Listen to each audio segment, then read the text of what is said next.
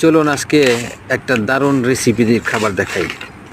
এটা হচ্ছে সিঙ্গাপুরের ক্যাটারিং খাবার। দেখুন কি সুন্দর করে বিরিয়ানি রান্না করছে।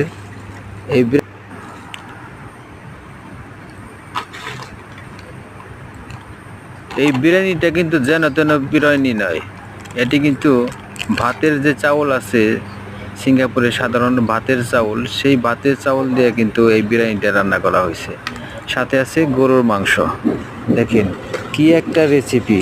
এদের এই ক্যাটারিং কোম্পানির এই রেসিপিটা যে এরা কিভাবে তৈরি করছে আল্লাহ পাক ভালো জানে।